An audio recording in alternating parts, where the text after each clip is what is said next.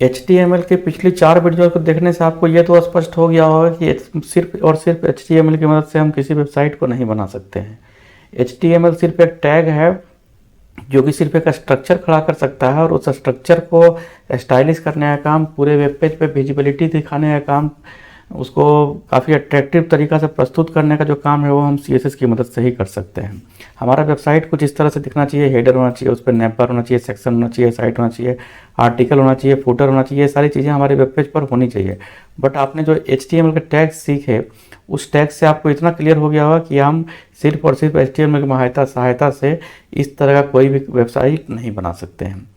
लोगों ने YouTube पर पता नहीं 4-4 घंटे, 5-5 घंटे, यहाँ तक कि 10-10 घंटे की HTML की वीडियो बना रखी है, लेकिन जब तक कोई, और इसमें div और स्पैन और न जाने क्या क्या सारी चीज़ें HTML में बता रखी है, लेकिन बिना CSS के उसको समझना किसी के लिए बहुत टफ रहता है। इसलिए मैं बहुत ज़्यादा समय आपका नहीं लूँगा और सीधे मैं CSS पे चल लूँगा, और जहाँ जहाँ आवश्यकता होगी, अब जो टैग्स हमारे छूटे हैं जिनकी चर्चा हमने HTML में नहीं की, उन सब टैग्स की हम चर्चा करेंगे, लेकिन CSS के साथ समझते चलेंगे और चर्चा करते चलेंगे, ताकि आपका कम से कम समय लगे और आप जल्दी से जल्दी वेब डिज़ाइनिंग का काम सीख जाएं।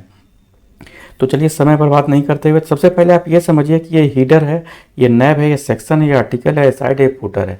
ये एक मुख्य रूप से ये जो है एलिमेंट है आपके मतलब वेब पेज का, और इन बॉक्सेस के अंदर ही हमको वेब पेज बनाना होता है। ये सारी सेटिंग्स जो है, सारी जो चीज़ें हैं वो हमको इन सेक्शंस के अंदर अप्लाई करनी होती है।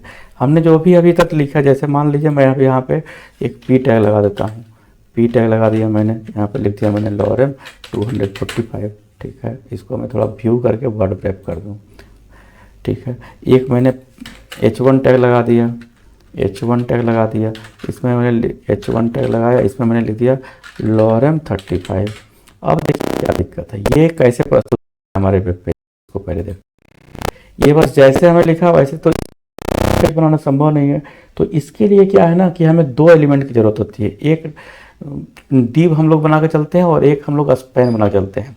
अब इसमें क्या है, ब्लॉक एलिमेंट है, और इसमें 2 तरह के एलिमेंट हमारे पास होते हैं। एक ब्लॉक एलिमेंट, कुछ एलिमेंट जो है ब्लॉक एलिमेंट होते हैं, और कुछ एलिमेंट जो होते हैं वो इनलाइन एलिमेंट होते हैं। तो इन सब की चर्चा हम आगे जस्ट इस वीडियो में करने वाले हैं।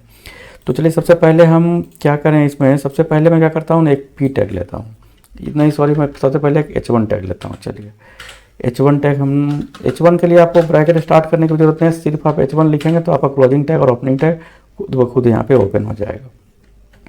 और अब मैं लिख देता हूँ इसमें माँ टेक्नोलॉजी, ठीक है, माँ टेक्नोलॉजी, ठीक है, मैंने लिख दिया, सेव किया, और चलिए देखते हैं इसको वेब ब्राउज़र पे। इसके बारे में आप पीछे ही देख चुके हैं क्या करना है। जैसे देखिए ये माँ टेक्नोलॉजी लिखा हुआ आपको H1 मिल गया। अब मान लीजिए कि आप चाहते हैं इसका कलर चेंज करना, तो इसके लिए आप पहला जो तरीका, 3 तरीका है, यही CSS है। CSS कोई अलग का एप्लीकेशन नहीं है, कोई सॉफ्टवेयर नहीं है, बस आपको लिखने की जो भाषा है वो चेंज हो जाएगी।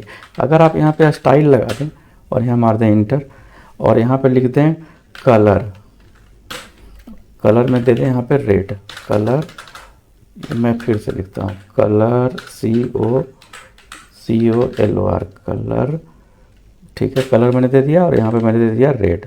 सिलेक्शन का आपको मिल जाएगा, इंटर मारिए, सेव हो जाएगा, ठीक है। अब मैं चलता हूँ वेब ब्राउज़र पे, ठीक है। तो ये हो गया, देखिए रेड।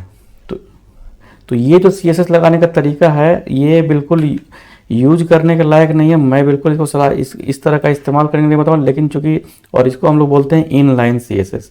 कहने का मतलब है कि जो टैग आपने लिखा है उस टैग के उसी लाइन में आप जब CSS लिखते हैं तो इसको हम लोग बोलते हैं इनलाइन CSS। दूसरा जो तरीका है, इसको मैं बंद कर देता हूँ। दूसरा जो तरीका है, ये हेड और बॉडी के बीच में आप एक टैग लगा दें। ये टैग है style tag, STYLE, style tag, ठीक है, स्टाइल। देखिए क्लोजिंग ओपनिंग आ गया, और इसके अंदर में लिख दें, आप सीधा लिखें H1 और करली ब्रैकेट स्टार्ट करें, इसमें लिखें कलर रेड, ठीक है, और इसको सेव करें। देखिए अब ये भी आपका सेम काम करेगा जैसे आपका वो काम कर रहा था। तो ये आपका रेड है। चलिए एक और मैं इसमें ऐड करके देखता हूँ। इसमें लिखता हूँ मैं फॉन्ट साइज 50 pt, ठीक है, सेव। तो फॉन्ट साइज 50 pt, अभी मैं यहाँ पे देखिए बड़ा हो गया। तो दूसरा तरीका क्या है कि यहाँ पे आप H1 लिखे और यहाँ पे आप H1 लिख के थोड़ा सा इसको ध्यान दीजिएगा। H1 के बाद आपको ये वाली ब्रैकेट स्टार्ट करना है, जितने भी प्रॉपर्टीज़ हैं CSS के वो आपको लगाना है। अभी हम एक एक करके सारी प्रॉपर्टीज़ के बारे में चर्चा करने वाले हैं। तीसरा जो तरीका है इस CSS लिखने का वो बड़ा इंपॉर्टेंट है और उसको जानना बहुत ज़रूरी है, और वही सबसे यूजफुल तरीका है। नहीं तो आप सिंगल लिखने में ना आपका पूरा वेब पेज एकदम कचरा हो जाएगा, फिर आपको भी देख के आपका जो है वेब पेज समझ में नहीं आया कि आप कैसे लिख रहे हैं। तो चलिए मैं इसको डिलीट करता हूँ। तीसरा क्या तरीका है सो देखते हैं। तीसरा तरीका बड़ा इंपॉर्टेंट है और इस पर आपको बहुत फोकस करने की आवश्यकता होगी। पहले आप हमारा जो वेब पेज है वेब पेज का फोल्डर मैंने ले लिया, ठीक है, वेब पेज का फोल्डर ले लिया। यहाँ पे मैं एक नई फाइल बनाता हूँ, ये मैं भी बंद करता हूँ, इसको सेव करता हूँ। और वेब पेज है ना, ये वेब पेज पर हम चलेंगे। अभी IMG फोल्डर बंद करते हैं, वेब पेज पे चलते हैं। और नहीं देखिए, ये जो अभी हमारी फाइल बन रही है ये इमेज के अंदर बन रही है। मैं इमेज के अंदर नहीं बना रही है फाइल, मैं वेब पेज के अंदर आऊँगा, ये इमेज को बंद करूँगा, इंडेक्स को सेलेक्ट करूँगा और यहाँ एक नई फाइल बनाऊँगा और इसका नाम दूंगा style.css, style.css।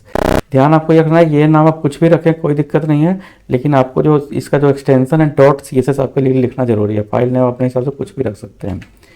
और यहाँ पे आपको एक अलग से हेड के बीच में, इस स्टाइल को तो मैं हटा दूँ, यहाँ पे आपको क्या करना है, इस हेड के बीच में एक लिंक टैग लगा देना है।